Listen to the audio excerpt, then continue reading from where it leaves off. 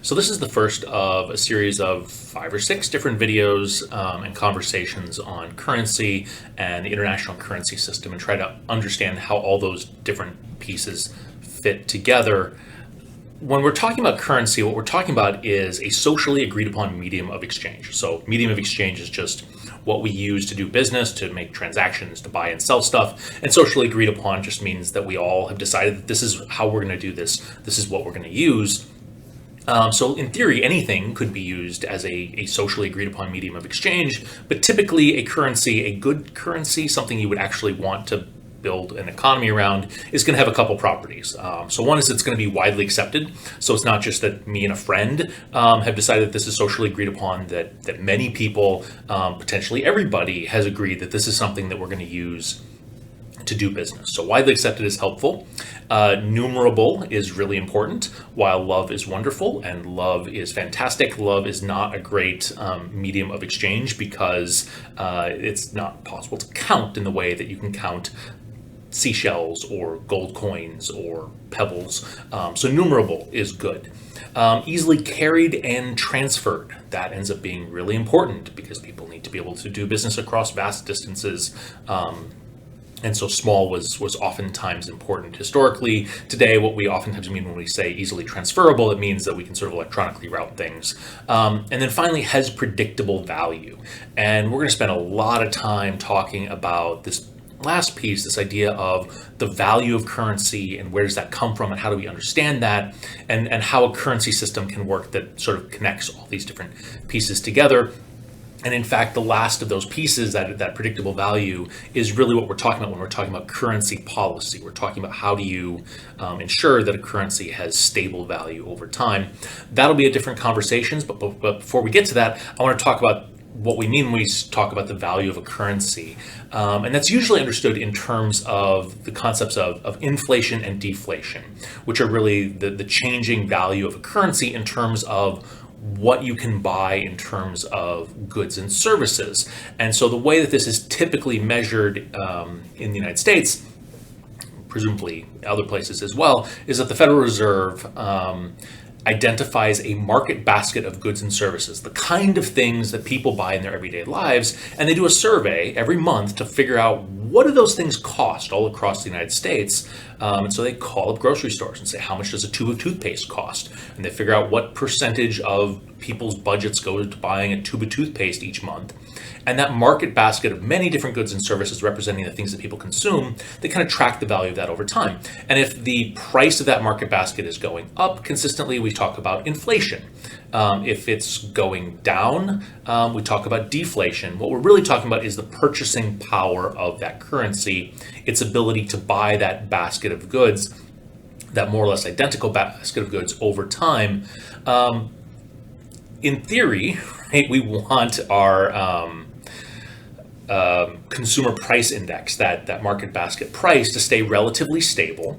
And when it starts going up or down, we end up with concerns and problems. And so I think it's important to kind of lay out, why do we even see those changes in prices resulting not just from one good going up, but across all goods going up. And that's really what we're talking about when we're talking about inflation. It's not just the price of eggs went up because there was a, poultry bird flu kind of thing and egg production got compressed. When we're talking about inflation and deflation, we're talking about something happening across that entire market basket of goods, across the entire economy. And that happens when you have too much money in circulation relative to the amount of economic activity that's out there, right? And so if everybody is flush with, $1 million check, and I walk into the grocery store, I'm going to find that lots of stuff has been purchased because people were loading up because they had lots of cash. And the grocer is going to figure out pretty quickly that prices are too low, that it's impossible to keep things on the shelves. It's impossible to get sort of more stuff sourced from factories because there's just too much consumption going on relative to how much stuff we're producing. There's just not enough loaves of bread around. And so grocers are going to raise their prices on a loaf of bread to reflect the fact that there's all of this demand, all of this consumption, and there's not enough loaves of bread to go around. And if it's not just a loaf of bread, but if it's across the entire economy, we're going to see that general rise in prices. Likewise, if there's too little money in circulation relative to economic activity, then people sort of wander into the grocery store and they look at the prices and they look at their wallet and realize that they don't have a lot of currency. It's really hard to get a hold of currency.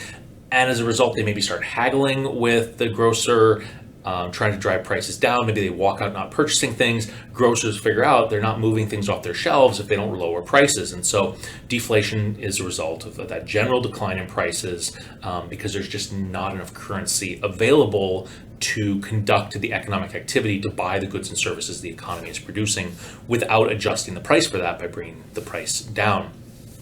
I think this is really important, this observation that inflation and deflation are related to the relationship between the supply of currency and the supply of goods in the economy. Because I think there's a perception that inflation is the result of just running a printing press, that it's the result of just printing money or too much money in circulation.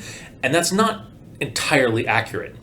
Increasing the money supply, printing money, can actually create stable prices when the amount of goods in circulation is also going up. Likewise, you can get inflation and deflation when you're not printing money. In fact, you can get it under a gold standard. In the 1500s in Europe, there was massive inflation because Spain was colonizing the New World. It was exploiting gold mines and silver mines in the New World, and was bringing back shiploads full of gold. And gold actually ended up sort of inflating in value. So it's not really a function of, are we printing more currency? It's a function of, is the amount of currency out there that we've printed appropriate to stabilize prices given the amount of stuff we're making? Okay, so I've probably gone way longer on what's a fairly simple observation. Inflation is a general rise in prices over time. Deflation is a general decline in prices over time. But I want to make one more observation, and that is that deflation is really devastating. I think there's probably an intuitive sense that prices going down is going to be a good thing, that you'll be able to buy more stuff. In practice, deflation is really bad. Particularly in a capitalist economy. And the way I sort of illustrate this is by kind of talking through what it means for a college student leaving UND, starting out. Typically, college students leaving my institution, UND, leave with about $35,000 in student loans, which is comparable to the student loans I left with when I was an undergrad. And so you start out and you get a job and it's okay and you're paying your bills and things are fine. And at first, it seems a little bit difficult. You're maybe, not buying the fresh vegetables, you're buying the canned vegetables, or maybe, you're watching prices on meat. But then after a while, you start noticing the prices are falling and, suddenly you're buying steak instead of hamburger and, getting the fresh vegetables and you're splurging and things seem better. And then you walk into work one day and your boss says, well, you've been doing a really great job and we really want to keep you, but we've had to cut our prices. You probably noticed prices are falling across the economy. You say, yes, I did. That's fantastic. And they're like, yeah, it's deflation. We're going to have to cut your wages as well, just not because you're not doing a great job, just because that's the only way that we can be competitive with these falling prices. And you think, oh, that's kind of terrible. That's really terrible. That's going to hurt. I'm going to be back to, watching meat prices and canned vegetables. And then you go home and your landlord catches you before you enter your apartment and says, well, so, you probably heard about deflation. You're like, yeah, I know deflation's rough. And your landlord says, well, your lease is coming up. I was thinking maybe I'd knock $100 off your rent. Would that be okay? Would you be willing to stay here? Can you make rent? And you'd say, okay, that'll work. That's fine. Prices are falling across the economy. And then you get your bill from your lender for your student loans and it's the same. And you call them up and you say, deflation? And they say, no. They say, you took out a loan and you agreed to pay back this amount each month, and that's a fixed price and it's not falling. And so what happens with deflation is that loans become more and more and more difficult to pay back with every month. And it makes it really risky to lend money. for all the things that people use, borrowed money for: buying houses, buying cars, financing education, starting new businesses. All the economic activity that relies upon loans becomes really risky from the perspective of a lender. In fact, why would a lender lend money out? That money is appreciating in value. They're getting more ability to buy stuff just by sitting on it. Rather than lending it out, you might as well just bury it in your backyard, and when you dig it up, it'll be worth more than it was before because of deflation, because its ability to buy more stuff. And so as a result, when you get even small amounts of deflation in a capitalist economy, things really kind of grind to a halt in terms of just basic business transactions. During the 19th century, this was an endemic problem with the United States, that the United States was on a metal-based currency, typically gold, occasionally silver, and because the U.S. economy was expanding, too many goods, but a fixed currency supply meant there was built-in deflation. And this was really devastating for farmers who had to borrow money for seed each year, and then by the time they were able to harvest, deflation had eaten away at essentially all their profits. And William Jennings Bryan ran for president at the end of the 19th century and sort of famously declared that we should not be crucifying people on a cross of gold, that we needed to find a way to counter deflation, even small amounts of deflation, because of how devastating it is for an economy. By contrast, hyperinflation, not just a 1 or 2 or 3% inflation each year, which is very manageable and people generally can adjust to, and wages and prices going up at a small, steady rate is fine. But hyperinflation is when you get this like rapid and probably accelerating increase in prices, which is another way of saying that the purchasing power of a currency has collapsed to the point where I think inflation is typically defined as getting a monthly rate of 50% or more. So typically in the United States over the past 2 decades, the inflation rate has been about 2%. There was a spate of increased inflation after the pandemic that pushed inflation up to about 10% and then back down after about a year and a half. But hyperinflation is like really fast and really rapid, and you reach a point where currency is essentially worthless. This is the sort of one of the many famous pictures from Weimar Germany, where people are burning million mark notes, or they're wallpapering their walls with it, or using it as toilet paper because it's just not worth anything. In this case, you have children who are playing with blocks of currency as blocks, because at least that's something that you can do with the currency. You certainly can't purchase anything with it. It doesn't have any functional value left because of this inflation, or this hyperinflation. Hyperinflation doesn't happen by accident.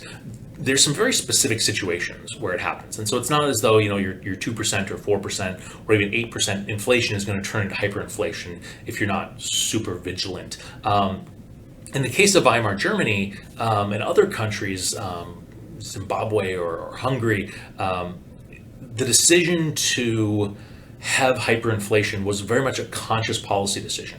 The head of the Weimar Republic, an economist, looked at the reparations that Germany was being forced to pay and realized that the German economy would never recover while being forced to pay these reparations. And so rather than sort of laboring for decades under this impossible economic weight, he made the decision to just run the printing press and to print German currency and to use it to buy foreign currency, hard currency, and to use that to pay down the reparations that were being demanded of Germany. And yes, it destroyed the value of the currency and it wiped out everybody's savings. But after a year of this, they were able to sort of stop the printing press. Hyperinflation ends immediately, and they're able to sort of reboot the economy. So you do get that decision as a conscious policy choice. You can also have hyperinflation occurring on a very localized level. If there's a massive supply shock, suddenly you're cut off and there's no access to food or water or fuel, things that are maybe absolutely 100% necessary for survival, and there's no way to get more in, prices on those individual items are broadly many things. It's going to go through the roof. So we might call that inflation, but that's, again, a function of a very rare and unusual kind of external shock to the system. And then political crises can cause hyperinflation. And so if we're thinking about hyperinflation, it's just what you can purchase with this currency is declining and going, down rapidly, the collapse of a state, where there's no longer a state to manage that currency, to take that currency in as taxes, to back that currency. For example, the Confederate dollar inflated away with very rapidly to almost, well, completely worthless. I guess souvenir value is about all it would be worth at this point.